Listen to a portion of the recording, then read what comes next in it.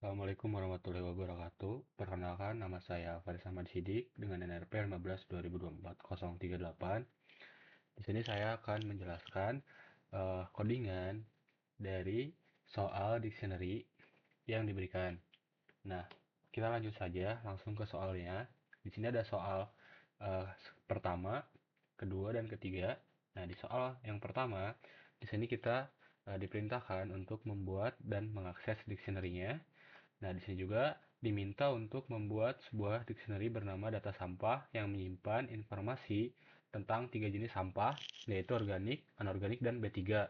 Nah, setiap jenis sampah harus menyimpan informasi tentang jumlah sampah dalam kilogramnya dan lokasi pembuangannya.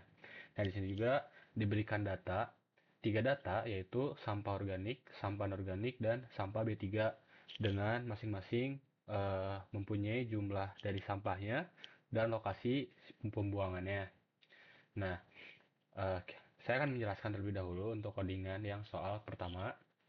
Nah, di sini juga setelah membuat dictionary, kita akan mencetak jumlah sampah anorganik dan lokasi pembuangan sampah B3-nya. Nah, di sini untuk soal nomor pertama, kita akan membuat data sampah sebuah dictionary dengan bernama data sampah.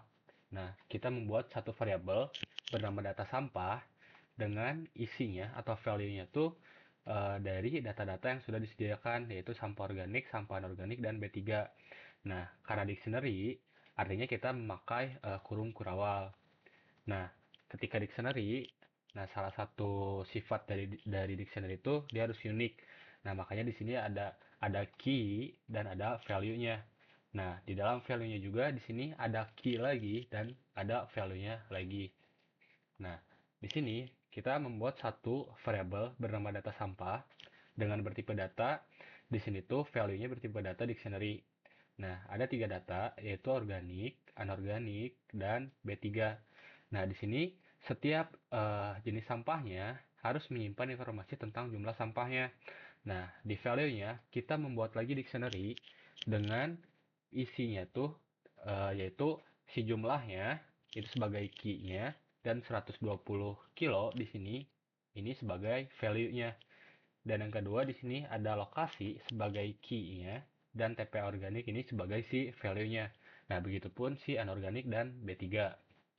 Nah, setelah kita membuat dictionary bernama data sampah, kita diperintahkan untuk mencetak jumlah sampah anorganik dan lokasi pembuangan sampah B3.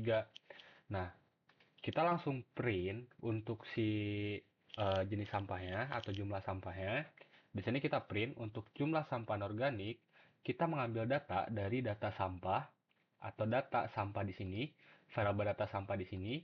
Nah, kita mengambil anorganik sebagai key-nya, terus kita mengambil jumlah yang terdapat di dictionary di dalam anorganik. Itu ada dictionary lagi. Nah, kita mengambil si jumlahnya sebagai si key-nya.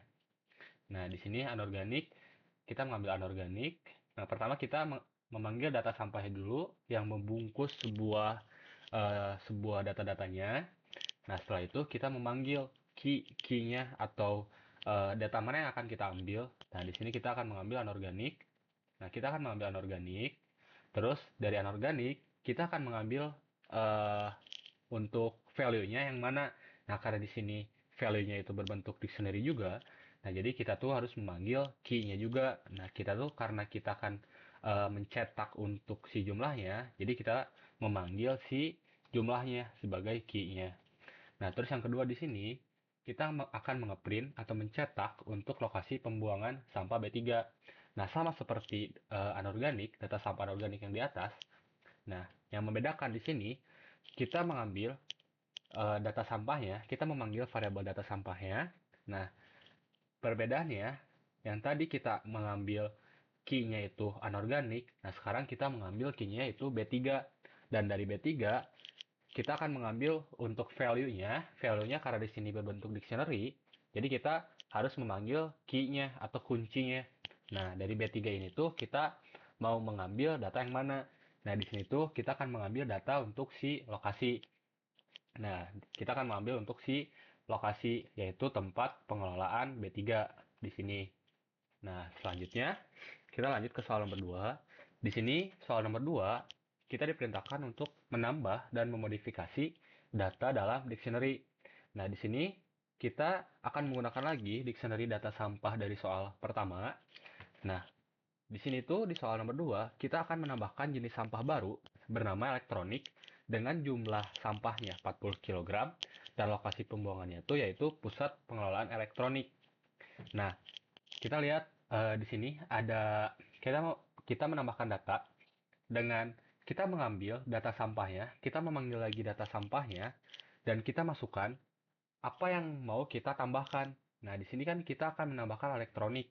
Nah, di sini memakai kurung kotak seperti itu tuh artinya kita karena data yang ada pada data sampah itu berbentuk array atau datanya tuh lebih dari satu, makanya kita tuh harus bungkus dengan kurung agar tipe datanya tuh sama gitu.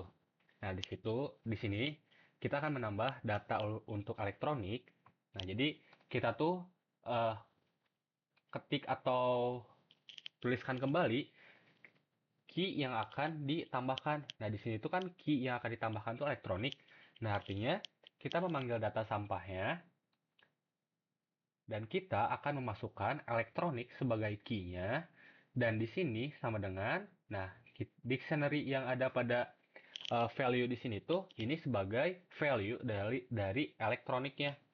Nah, di sini value dari elektronik itu yaitu ada jumlah data atau jumlah sampah. Nah, terus yang kedua tuh ada si lokasi pembuangannya. Nah, artinya di sini value yang ada di sini, value yang di blok di sini, ini akan masuk ke dalam elektronik ke si key-nya atau kunci dari si elektroniknya. Nah, setelah itu sampah elektroniknya tuh sudah tertambahkan atau secara gampangnya seperti eh, data sampah tambahkan tambahkan data dengan key elektronik dan value-nya tuh setelah yang sama dengan ini dan dengan value-nya tuh jumlah 40, jumlah sebagai key-nya dan lokasi pusat pengelolaan elektronik dengan lokasinya tuh sebagai key-nya.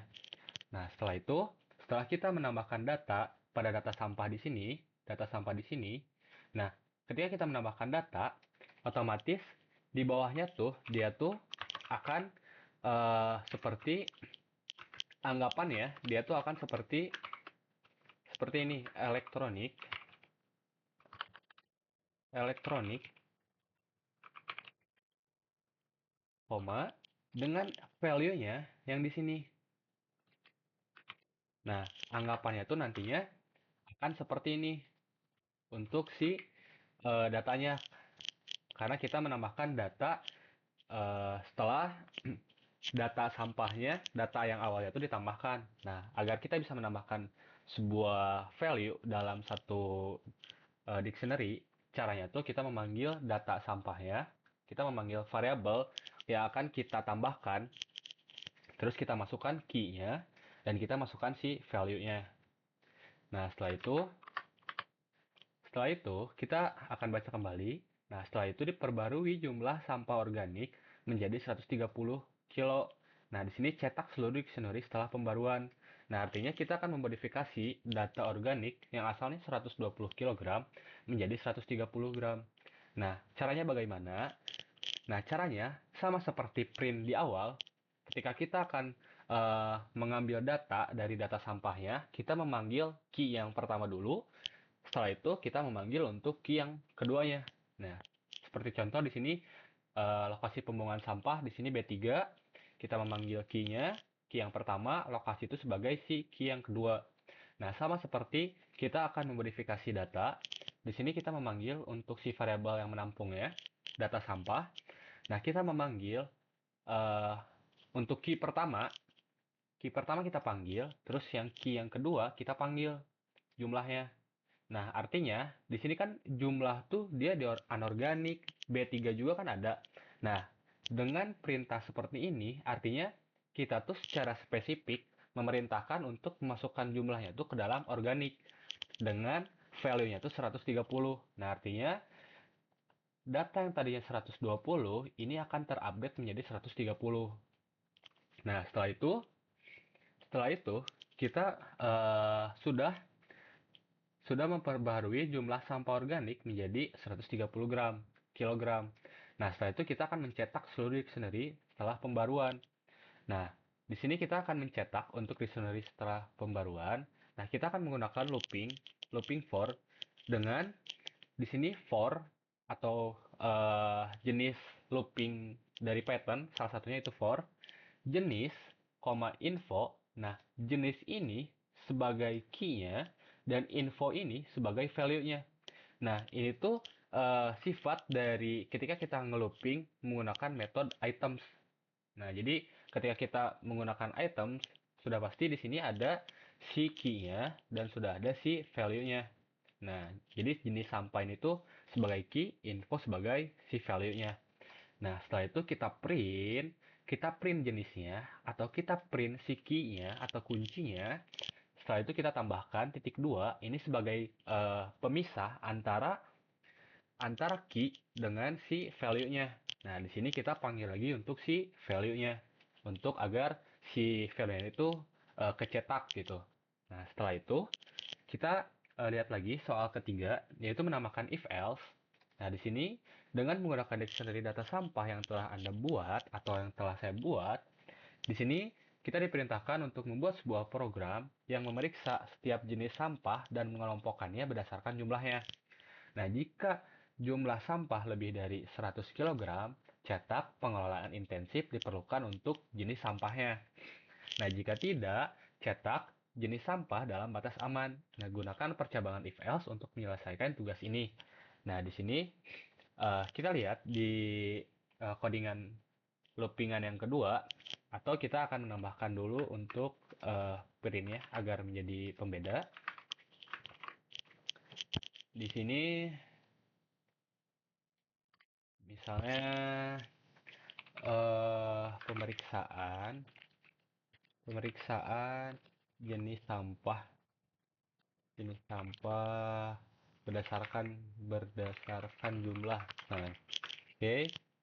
Nah, di sini kita akan melooping untuk si data sampahnya sama seperti yang data sampah atau looping sebelumnya. Yang membedakan ketika looping yang di atas kita langsung ngeprint untuk si key dan value-nya. Nah, untuk si loopingan yang kedua di sini kita akan memeriksa dulu ketika si jumlahnya itu lebih dari 100 kg, kita akan mencetak pengolahan intensif diperlukan untuk si jenis sampahnya. Nah, jadi ketika di sini kita akan ngelooping untuk si data sampahnya dengan key-nya sama jenis dan value-nya itu info sama seperti yang di atas. Nah, di sini ada pemeriksaan terlebih dahulu. Nah, pemeriksaan di sini itu ketika info atau si value-nya, ketika si value dari jumlah. Nah, jadi info ini tuh dia tuh punya data si value-nya. Nah, dia tuh punya data si value-nya. Nah, kita spesifikin lagi. Nah, ketika si value-nya itu atau si jumlahnya itu lebih dari 100, nanggapannya tuh value-nya tuh kita ngambil si jumlahnya. Nah, karena kita akan mengambil di sini untuk jumlah si datanya atau jumlah si kilogram ya. Nah, artinya kita memanggil lagi si key-nya. Key yang menampung si jumlah sampahnya.